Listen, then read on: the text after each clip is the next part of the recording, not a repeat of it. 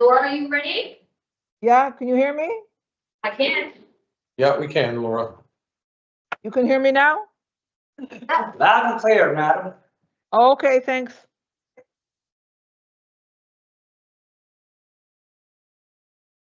Okay, How many have we got? We got 4. We thought we needed 5, but we're down, we're 4 will suffice for this. Okay, thanks.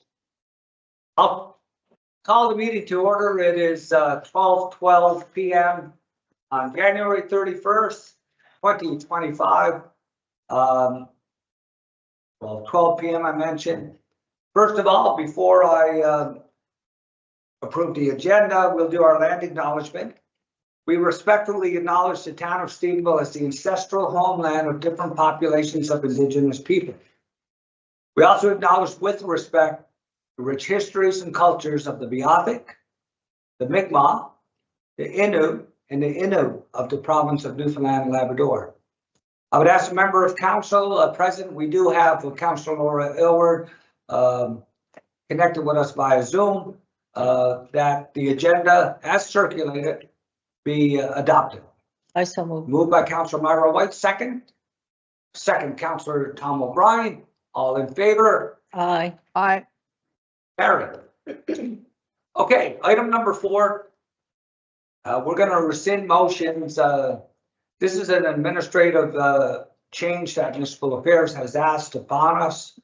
So be it resolved to approve to rescind resolution numbers 24358, 24359, 24-360, 24-361, and 24-362. I so move.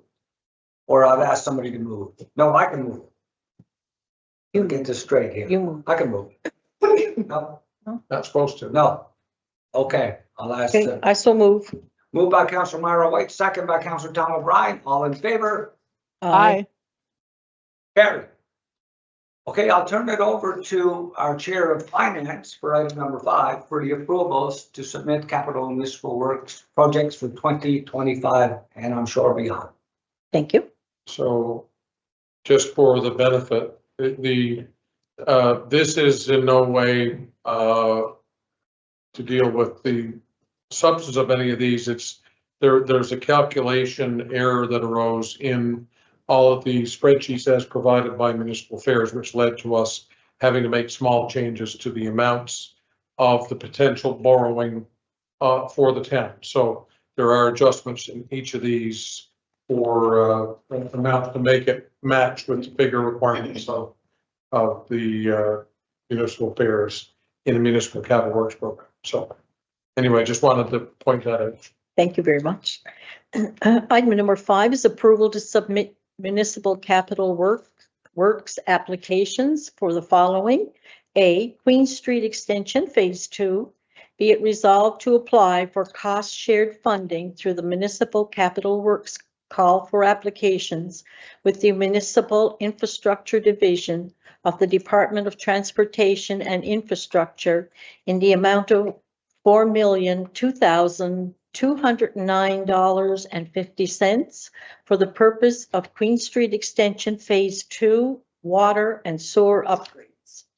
The town of Stephenville agrees to provide its share of cost shared funding of $725,868.56 for this project should it be selected for funding, and acknowledges that project cost above the approved project. Total cost will be the sole responsibility of the town of Stephenville. I so move. Moved by Second. Councilor White, second. Second. Second, Councilor Tom O'Brien. All in favor? Aye. Carried. Item number 5B, Hillview Avenue Phase 2. Be it resolved to apply for cost shared funding through the Municipal Capital Works call for applications with the Municipal Infrastructure Division of the Department of Transportation and Infrastructure in the amount of $5,525,000 $851.20 for the purpose of Hillview Avenue Phase 2, water and sewer upgrades.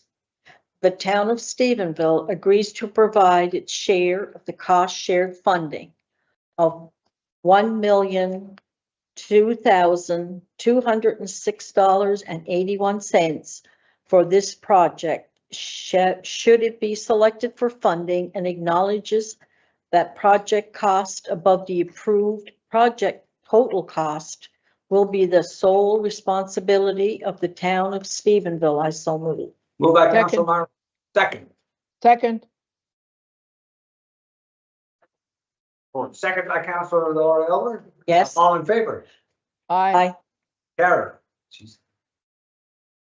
Item 5C, St. George's Avenue. Be it resolved to apply for cost-shared funding through the Municipal Capital Works call for applications with the Municipal Infrastructure Division of the Department of Transportation and Infrastructure in the amount of $4,972,002 for the purpose of St. George's Avenue water and sewer upgrades.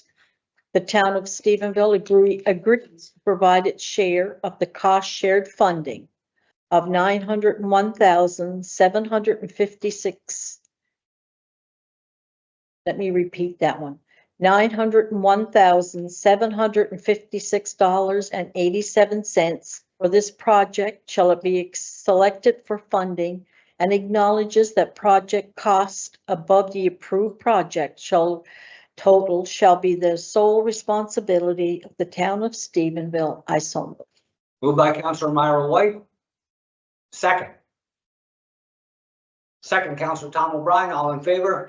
Aye. Carried. 5D, O'Brien's Drive.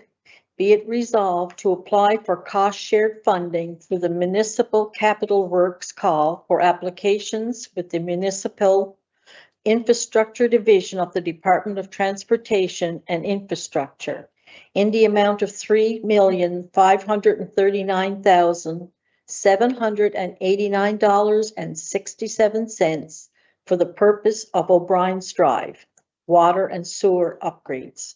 The town of Stephenville agrees to provide its share of the cost-shared funding of $642,000.88 for this project, should it be selected for funding, and acknowledges that project cost above the approval project total cost will be the sole responsibility of the town of Stephenville. I so move. Moved by Councilor Myra White, second. Second. Second, Councilor Laura Elder, all in favor? Aye. Aye. 5E, St. Clair Avenue, Phase 3. Be it resolved to apply for cost-shared funding through the Municipal Capital Works call for applications with the Municipal Infrastructure Division of the Department of Transportation and Infrastructure in the amount of $6,608,237.10 for the purpose of St. Clair Avenue Phase 3 water and sewer upgrades.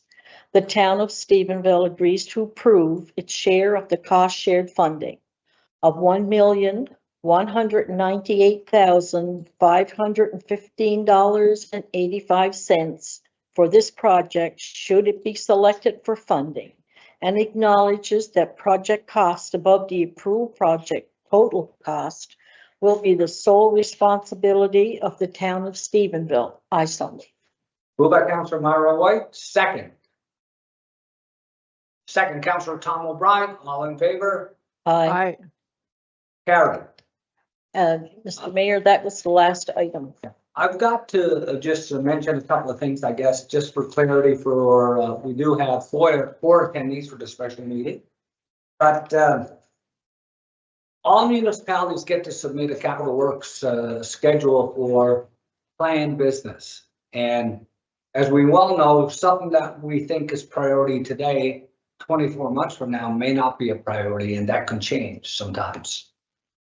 This is a submission, and you tend to give multiples. They tend to select based on your a submission of 5 to 10 high priority projects.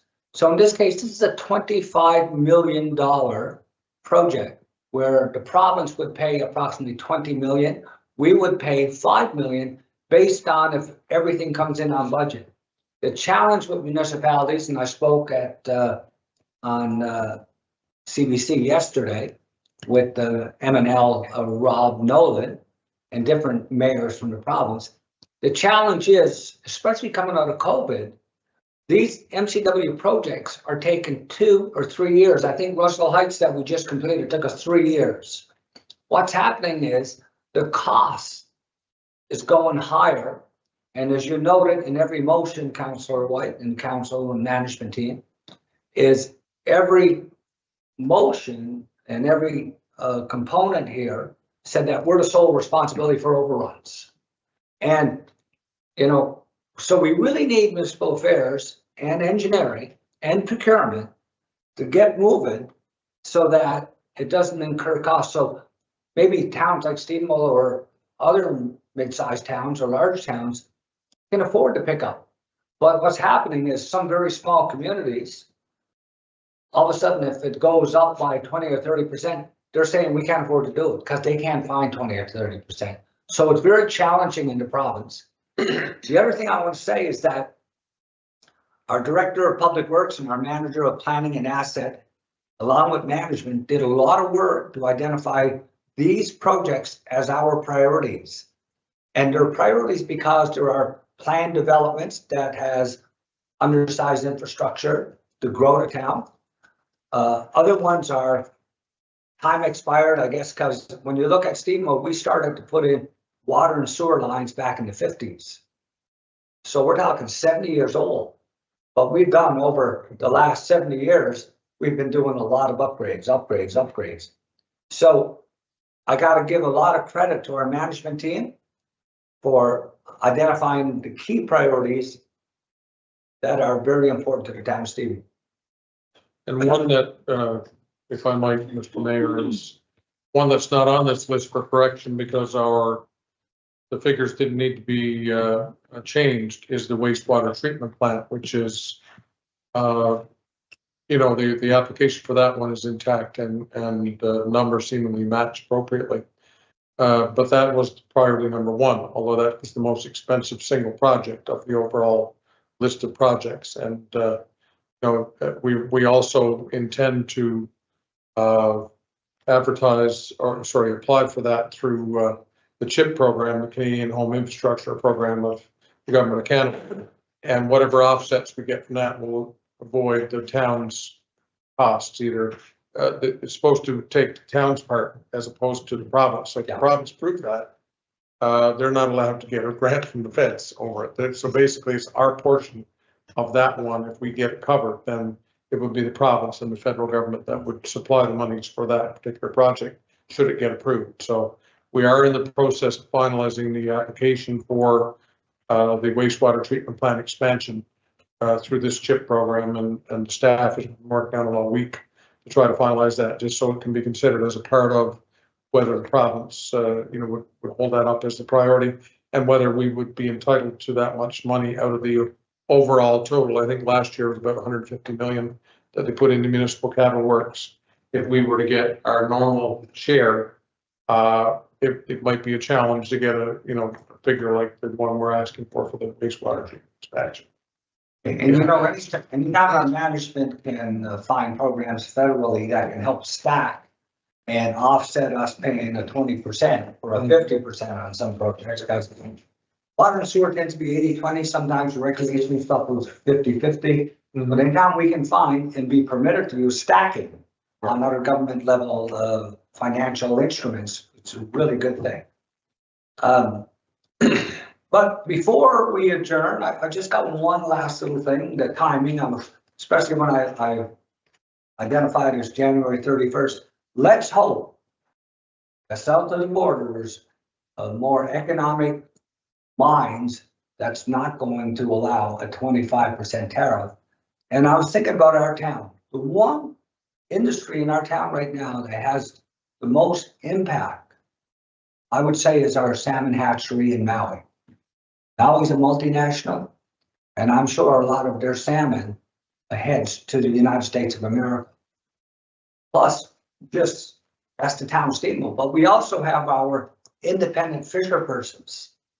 That's all fishing enterprises, whether it's halibut or lobster and all that. So you can see that if the tariff comes in tomorrow, there's gonna be hardships on both sides of the equation. On the US side and the Canadian side.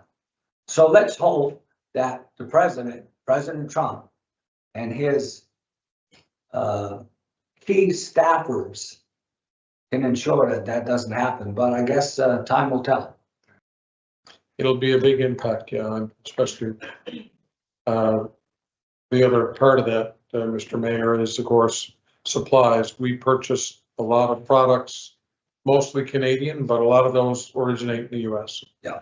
And even the town itself on some of the piping or valves or, vehicles and what have you. We don't know sometimes whether a vehicle that you buy from a local dealer is coming from a US manufacturing facility or Canadian. Generally, it's pretty generic, but if this happens, it'll have that impact. Sure. And talking on a macroeconomic, I gotta say this, over the summer, I was camping in the Great Cordray Valley, and there was a gentleman from Quebec, and he was saying the Quebec government, after COVID, one of the things they realized is that as a province, we could be subject to some hardship when something that nature happens, whether it's COVID or what's happening with US-Canada relations. And so one of the things that the Quebec government did is they put a lot of extra money in agriculture, so they become independent. Now, if you look at Newfoundland and Labrador, we're more dependent, I'm sure, than Quebec is on food, because we're an island, we don't produce a lot. But when you think about what this is going to do, it sometimes shakes up a country too, to make them realize that from a sovereignty perspective, we should be looking at what's critical for us to produce in this country, so we're not dependent on imports. 70% of our output is purchased by the United States. So that's the whole country of Canada, right? 70 to 80%. It's varied over the years, but that's the impact it will have on the country. Can you imagine how much the pancakes are going to cost in the US at IHOP now? Because 70% of the world's maple syrup comes from Canada. Right. Just saying. Anyways, if there's nothing else, I would ask a member of this great council to adjourn. Councillor Tom O'Brien, second Councillor Myra White. Thanks to the 5 attendees that attended. All in favor? Aye. Carried. It is 12:30 PM and I. Councillor Aylward, Yeah. okay, if you could just hold on for a minute, please.